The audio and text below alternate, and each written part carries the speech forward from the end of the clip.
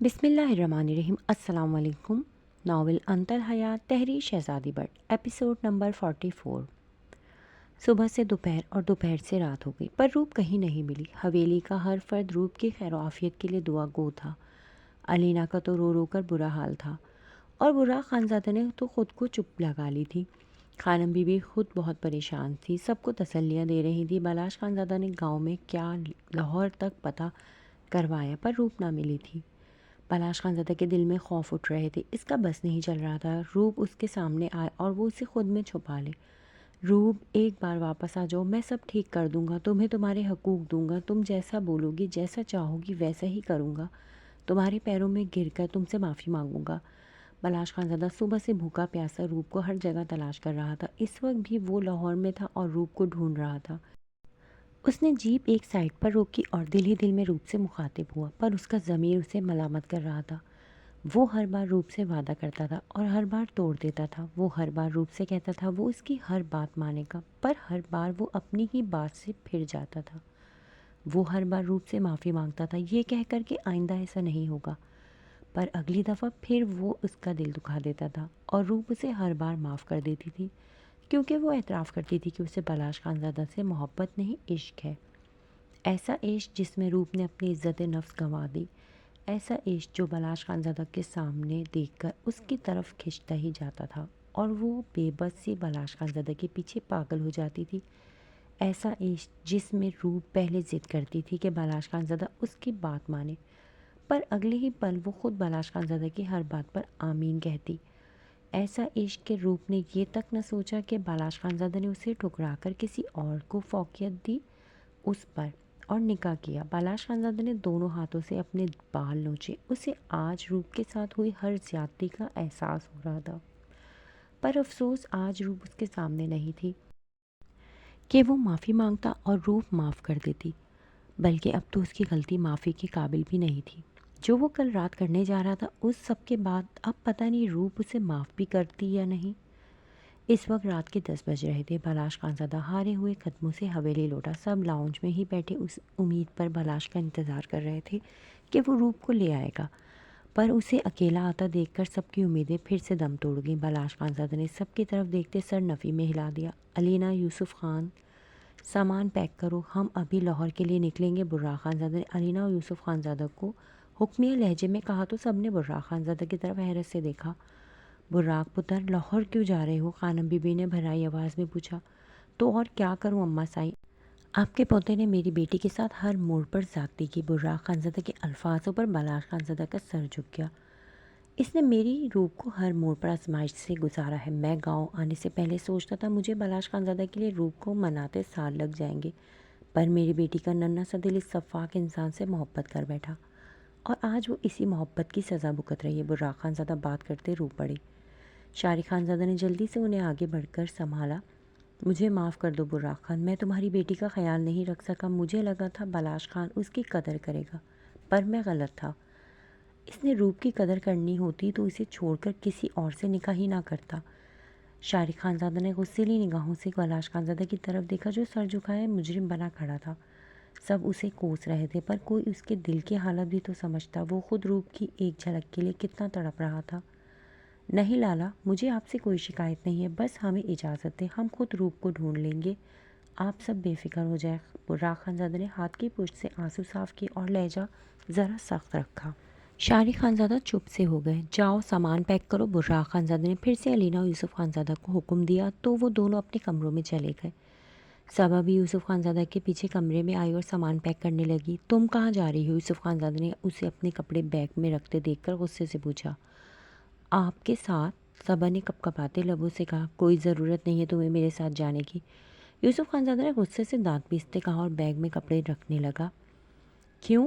صبا اس کی بات پر دم بخود ہوئی۔ جب تک میری بہن نہیں مل جاتی تم بھی اسی حویلی میں رہو گی، یوسف خانزادہ نے انگلی اٹھا کر ایک ایک لفظ چبا کر کہا تو صبا کا سر گھوم گیا۔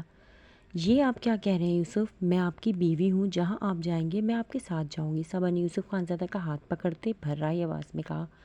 ہاتھ چھوڑو میرا، میں آج تک روپ کی وجہ سے چپ تھا کیونکہ وہ خوش تھی لالا کے ساتھ، پر کل رات تمہارے لالا نے میری بہن کو اس قدر تکلیف پہنچائی ہے کہ وہ ہم سب سے روٹ کر پتہ نہیں کہاں چلی گئی ہے۔ یوسف خانزادہ روپ کو یاد کرتے رو پڑا۔ ان سب کا میں میرا کیا قصور ہے؟ صبا کے آنسو اس کے گال پر بھگونے لگے۔ تمہارے لالا کا تو قصور ہے نا، جب تک میری بہن صحیح سلامت مل نہیں جاتی تم بھی یہیں رہو گی۔ یوسف خانزادہ بیگ اٹھایا اور کمرے سے نکل گیا۔ صبا اس کے پیچھے بھاگنے لگی۔ یوسف میری بات سنیں، میں کیسے رہوں گی آپ کے بغیر؟ صبا نے یوسف خانزادہ کا بازو پکڑتے کہا، جیسے میری بہن اذیت میں ہے تم بھی رہو اذیت میں، تاکہ تمہارے لالا کو احساس ہو کسی کو اذیت دینے سے خود بھی انسان خوش نہیں رہتا۔ یوسف خانزادہ جھٹکے سے بازو چھڑایا اور نیچے آ گیا۔ صبا تو اس کے الفاظوں پر سکتے میں چلے گئی۔ علینا بھی سامان لے کر آ چکی تھی۔ براق خانزادہ خانم بی بی کی طرف بڑھے اور ان کے قدموں میں بیٹھ گئے۔ مجھے معاف کر دیں اماں سائی، میں نے آپ سے وعدہ کیا تھا اب آپ کو چھوڑ کر نہیں جاؤں گا، پر آج جا رہا ہوں۔ براق خانزادہ نے زاروں قطار روتے خانم بی بی کے پاؤں پکڑ لیے۔ خانم بی بی نے تڑپ کر براق خانزادہ کو سینے سے لگا لیا۔ بالاش خانزادہ سے یہ سب برداشت نہیں ہو رہا تھا۔ اتنے سالوں بعد دو بھائی ایک ہوئے تھے اور آج اس کی وجہ سے وہ دونوں پھر سے الگ ہو رہے تھے۔ بالاش خانزادہ نے صوفے سے بیٹھتے سر ہاتھوں میں گرا لیا۔ کتنی ہی دیر خانم بی بی نے اسے سینے سے لگائے رکھا، پھر وہ شاری خانزادہ سے مل کر باہر کی طرف بڑھے۔ صبا کہاں ہے؟ علینا نے یوسف خانزادہ سے پوچھا۔ جب میری بہن مل جائے گی تو صبا کو بھی یوسف خانزادہ مل جائے گا، یوسف خانزادہ نے دو ٹوک انداز میں کہا اور لاؤنج سے نکل گیا، جبکہ اس کے الفاظوں پر بالاش خانزادہ نے بے یقینی سے سر اٹھا کر یوسف خانزادہ کی پشت کو دیکھا۔ محبوب خانزادہ بھی کھڑے کا کھڑا رہ گیا۔ صبا بھی آواز آنسو بہاتی سیڑھیوں میں کھڑی آنکھوں میں سوال لیے سب کی طرف دیکھنے لگی۔ اس کا کیا قصور تھا جو یوسف خانزادہ نے اسے سزا سنا کر چلا گیا؟ بالاش خانزادہ کے دل میں درد اٹھنے لگا۔ صبا کی شفقہ کنہ آنکھیں اسے مزید تکلیف سے دوچار کرنے لگی۔ یوسف خانزادہ نے ڈرائیونگ سیٹ سنبھالی اور وہ سب رات کے 12 بجے خان حویلی سے نکل گئے۔ لاؤنج میں خاموشی تھی۔ محبوب خانزادہ صبا کی طرف دیکھ رہا تھا جو سیڑھیوں میں ساکت کھڑی بے آواز رو رہی تھی۔ الفت اسے چپ کرانے میں لگی تھی۔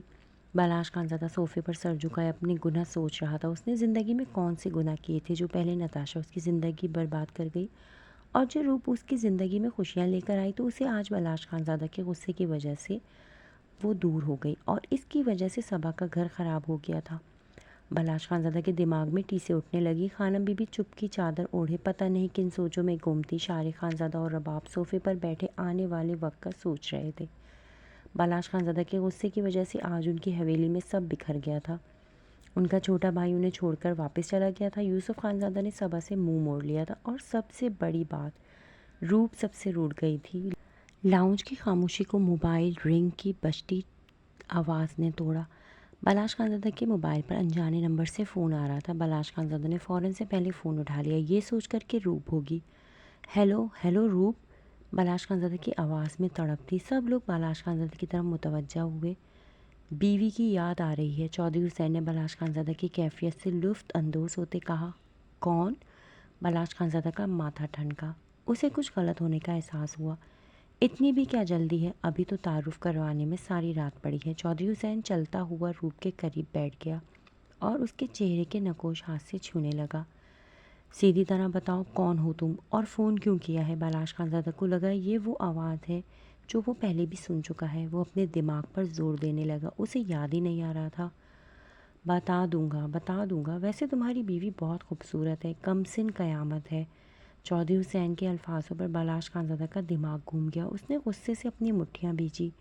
کون ہو تم؟ روپ تمہارے پاس ہے؟ بالاش خانزادہ صوفے سے کھڑا ہوتے غصے سے دہاڑا تو سب بالاش خانزادہ کو دیکھنے لگے۔ محبوب خانزادہ بھی جلدی سے بالاش کے پاس آ کر کھڑا ہوا اور موبائل کے ساتھ کان لگا کر سننے لگا۔ ہاں تمہاری بیوی میرے پاس ہے اور اس وقت میرے بیڈ پر مزے سے سو رہی ہے۔ چودھری حسین نے بالاش خانزادہ کو اندر تک سلگا کر رکھ دیا۔ خبردار جو تو نے میری بیوی کو ہاتھ بھی لگایا میں تجھے زندہ آگ لگا دوں گا۔ بالاش خانزادہ نے پاس پڑا واس غصے سے زمین پر مارا۔ غصے سے اس کی رگیں پھول گئی تھیں۔ تڑپو اور تڑپو، تمہیں تڑپنا ہی دیکھنا چاہتا ہوں میں، جیسے تم نے مجھے تڑپایا تھا۔ کون ہو تم؟ بالاش خانزادہ نے لب پیچتے پوچھا تو محبوب خانزادہ نے اس کے ہاتھ سے موبائل پکڑ کر اسپیکر آن کیا۔ جاننا چاہتے ہو میں کون ہوں؟ چودھری حسین نے مسکرا کر پوچھا تو الفت کا دل خوف سے لرزا۔ لالا، الفت کے دل سے آواز آئی، بتاؤ کون ہو تم اور خانی تمہارے پاس کیسے ہیں؟ بالاش خانزادہ کے بجائے محبوب خانزادہ نے سوال کیا تو چودھری حسین فوراً سمجھ گیا کہ موبائل محبوب خانزادہ کے ہاتھ میں ہے۔ ایک دم دل میں الفت کا خیال آیا تو اس نے جھٹکے سے فون بند کر دیا۔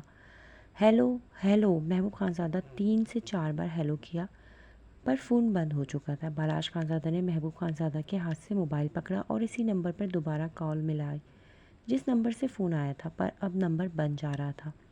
الفت سیڑھیوں میں صبا کے پاس کھڑی کانپ رہی تھی۔ وہ جان چکی تھی کہ وہ آواز چودھری حسین کی ہے۔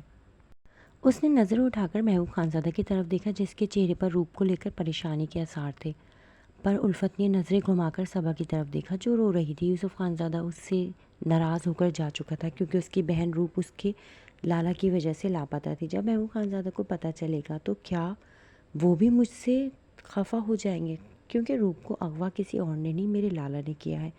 الفت کا پورا وجود کانپنے لگا، خوف سے اس کے پسینے چھوٹنے لگے۔ لالا نے ایسا کیوں کیا؟ ایک بار بھی میرا اور مصطفیٰ کا نہیں سوچا؟ الفت دل ہی دل میں صرف سوچتی رہ گئی، لیکن وہ کوئی رسک نہیں لے سکتی تھی۔ وہ چودھری حسین کی عیاش طبیعت سے بخوبی واقف تھی، اس لیے الفت نے آنکھیں بند کرتے محبوب خانزادہ کو بتانے کا فیصلہ کیا کہ فون پر آواز کسی اور کی نہیں، چودھری حسین کی تھی۔ وہ روپ کی عزت اپنے عیاش بھائی سے محفوظ رکھنا چاہتی تھی۔ سنیں، الفت نے محبوب خانزادہ کو پکارا تو وہ سوالیہ نظروں سے الفت کی طرف دیکھنے لگا۔ وہ مجھے آپ سے کچھ بات کرنی تھی۔ نہ چاہتے ہوئے بھی الفت کا لہجہ لڑکھڑایا جیسے قصوروار چودھری حسین نہیں وہ ہے۔ بولو، محبوب خانزادہ نے نرمی سے کہا تو الفت آنسو پیتی محبوب خانزادہ کی طرف بڑھی۔ بالاش خانزادہ بھی اس کے ساتھ ہی کھڑا تھا۔ وہ بار بار چودھری حسین کا نمبر ملا رہا تھا جو بند جا رہا تھا۔ چودھری حسین نے فوراً فون بند کرتے موبائل آف کر دیا۔ دل میں خیال تھا کہ کہیں اس کی وجہ سے پھر ایک بار الفت کا گھر خراب نہ ہو جائے۔ اس کا ضمیر اسے لعنت ملامت کرنے لگا۔ نہیں، محبوب خانزادہ الفت سے بہت محبت کرتا ہے، اور میں کون سا کچھ غلط کر رہا ہوں بالاش خانزادہ کی بیوی کے ساتھ؟ میں نے کون سا اسے اغوا کیا؟ یہ تو خود میری گاڑی کے آگے آئی تھی۔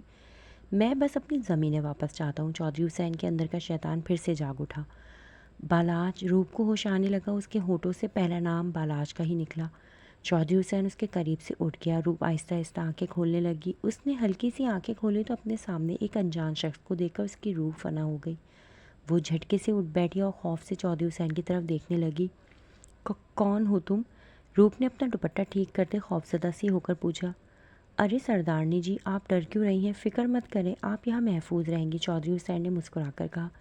مجھے میرے لالا کے پاس جانا ہے۔ اور تم کون ہو؟ میں یہاں کیسے آئی؟ روپ نے بیٹھ کی دوسری طرف سائڈ سے کھڑے ہوتے پوچھا۔ آپ کے لالا کے پاس تو نہیں، پر آپ کے شوہر کے پاس ضرور بھیج دوں گا آپ کو۔ اور میں کون ہوں اس سے آپ کو کوئی لینا دینا نہیں ہے۔ رہی بات یہاں آنے کی، تو میں آپ کے نازک سراپے کو اپنے ان بازوؤں میں اٹھا کر یہاں لایا ہوں۔ چودھری حسین نے روپ کی طرف قدم بڑھائے۔ وہیں رک جاؤ ورنہ میں تمہارا منہ توڑ دوں گی، روپ نے ہمت کر کے کہا۔ چودھری حسین کا کہا پورے کمرے میں گونجا۔ ایسی غلطی مت کرنا سردارنی جی، ورنہ سزا بہت بھاری ملے گی۔ چودھری حسین روپ کے خوفزدہ ہونے سے پہلے خوش ہو رہا تھا۔ مجھے یہاں کیوں لائے ہو؟ روپ کی آنکھوں سے آنسو نکل پڑے۔ وہ کل رات بالاش خانزادہ کے الفاظوں سے بچنے کے لیے بھاگی تھی۔ وہ اپنا رشتہ بچانے کے لیے اس سے دور بھاگی تھی۔ آج اپنی عزت اسے خطرے میں لگ رہی تھی۔ تمہارے شوہر سے بہت پرانے حساب نکلتے ہیں، چودھری حسین نے غصے سے لب بھیجتے کہا تو بالاش خانزادہ کے ذکر پر روپ نے کرب سے اپنی آنکھیں بند کی۔ تو ان سے حساب کتاب مانگو، مجھے جانے دو، روپ کہتے ہی دروازے کی طرف بڑھی تو چودھری حسین نے تیزی سے 2 قدم بڑھ کر اس کا ہاتھ پکڑ لیا۔ روپ نے چودھری حسین کے ہاتھ میں اپنا ہاتھ دیکھا تو اس کا پارا چڑھ گیا۔ روپ نے جھٹکے سے ہاتھ چھڑا کر چودھری حسین کو سوچنے سمجھنے کا موقع دیے بغیر اس کے منہ پر تھپڑ مار دیا۔